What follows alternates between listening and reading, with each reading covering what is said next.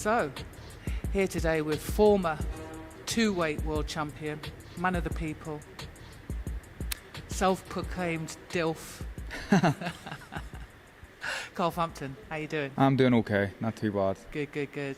Yeah, nice to see you doing a little bit of session ahead of your WBO world title fight. Yeah, it was an easy one today. Had a hard day yesterday, a hard day coming up tomorrow.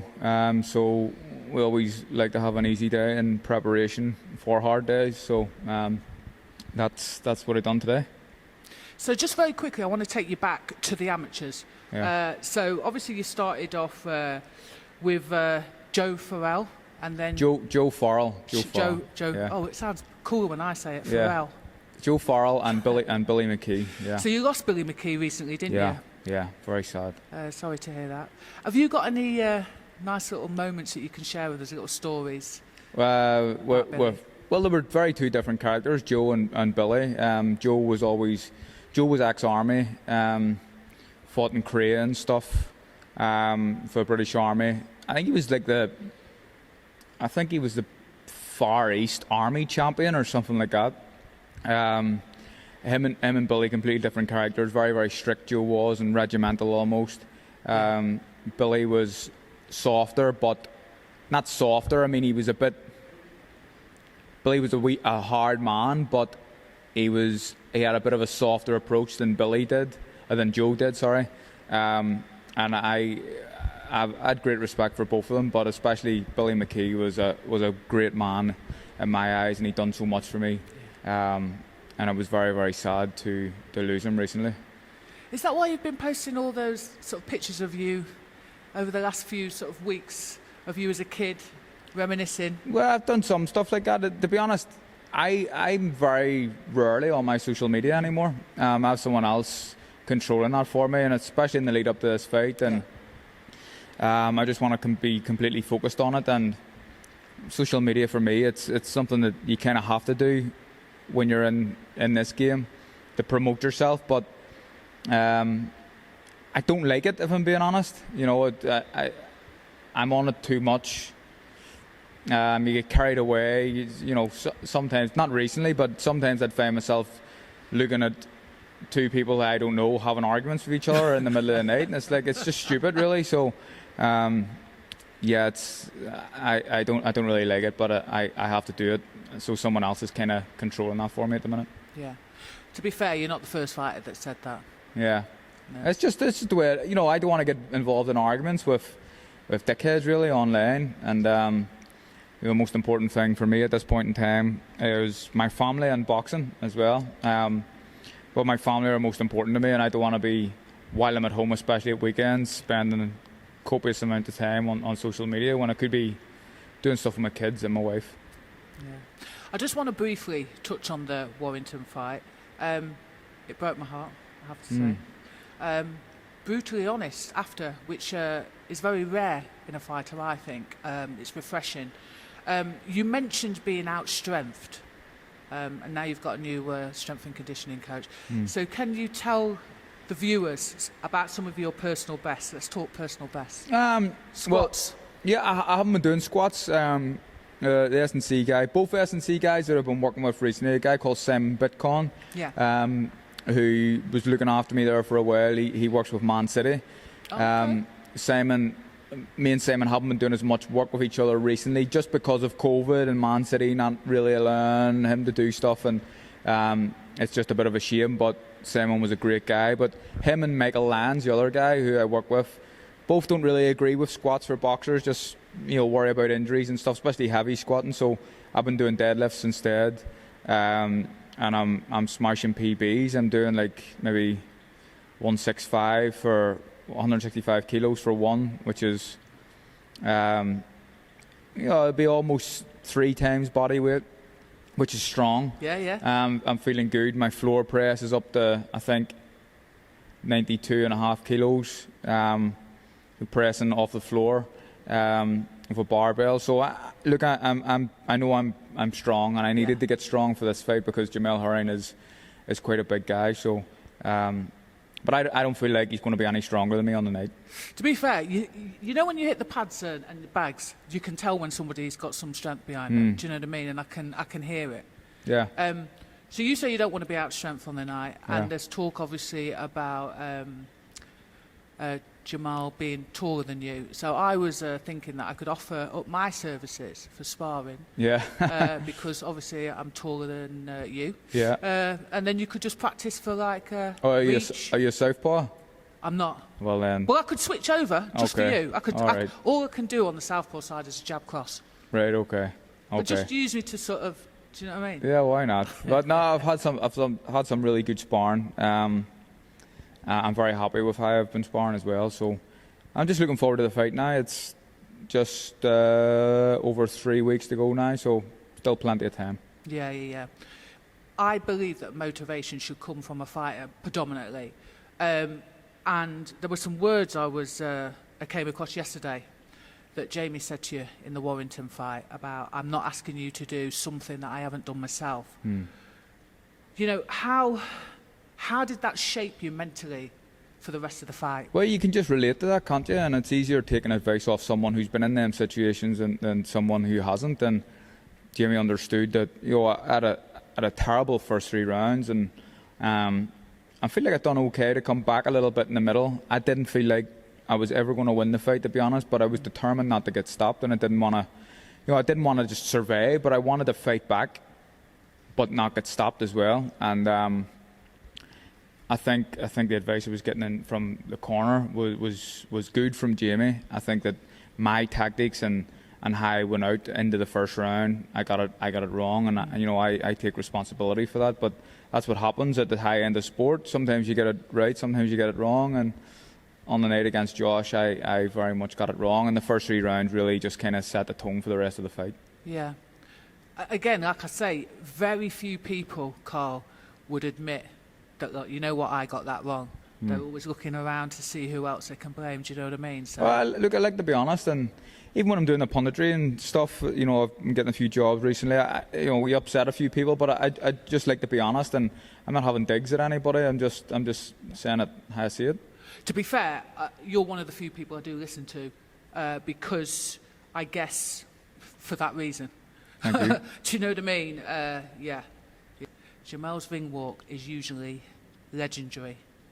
You know, he's got the old soldiers and that behind him. How's your ring walk game? My ring walk's always good, isn't it? I don't know if he'll have too many soldiers, considering his fights in the Middle East now, but... I bet he's coming with something, though, so what are you coming with? Well, listen, my ring walk's not that important. The important thing for me is the fight and getting my hand raised at the end. And I have a song that I'm going to come out to, and it means a lot to someone very close to me, and also the lyrics of the song mean a lot to me as well, personally. But I'll keep that to myself, and I don't want to tell you what that is. But yeah, okay. It's something that I have an emotional attachment to. Okay, I'm looking forward to it. Yeah. I've got to ask a fan question from Salford Lindsay, her name is. So here's the question from Salford Lindsay. What's your go-to sandwich if you stop off at a service station? Probably, like a pre-packed sandwich, or have you? Yeah, I think so. Well, I can't imagine you... chicken and stuffing. Chicken and stuffing, okay. And when you're at home with the kids... Yeah. What's your go-to? Because I know you like to do a little bit of cooking. What's your go-to recipe? I like to do a wee bit of a signature dish of mine is a stuffed pork fillet with a mushroom sauce and Blimey. like crushed new potatoes. Oh my God! Okay. And just lastly, talking about your wife and your family. I mean, just what a beautiful family. Thank you. Carla and Christina, they really feel like they run the roost. They're the voices of reason. Is that true? My wife, Christine, and Carla, yeah, both of them, the 2 girls are are great kids. Well, Rossa thinks he runs the house. He's the youngest boy, but I'd say me, yeah.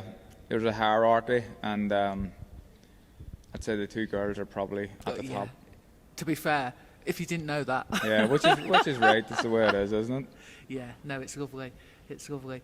And now, obviously, when you try to impress your wife, because you've got a few quid, I'm guessing, you know, rather than with the spoons, where do you take her? To be honest, Christine, it's something. I'm not the most romantic guy in the world, and you know, Christine has let me know that a number of times. But she's not. She never wants much. To be honest, she's not someone who wants. We all say that, though. No, she doesn't. She genuinely, she's okay. not. She doesn't want all the nice fancy stuff. Like, she's still. You know, I've done quite well in this game, but Christine, I'm sure is excited as most people to get back into pre-mark. What do you call it? You call it Primark. Primani. So, yeah. So no, she doesn't want much. To be honest, she just wants to be happy, really, and that's it. She's, you know, simple things really mean a lot to Christine, and anyway, this game has been kind of kept me away from my family a lot. But it's coming to an end soon, you know what I mean? There's only a couple more fights, and I'm determined to just spend the rest of my life with my wife and kids and do whatever makes them happy, really, because I've been doing what I've wanted to do for the last 12 years.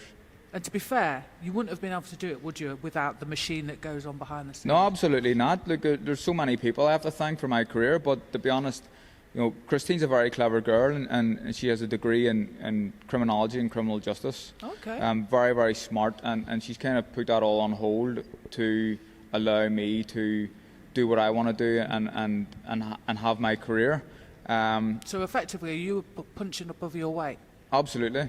In terms of intellectual levels, and also how good looking she is compared to me. But yeah, she's a great girl. She's one in a million, and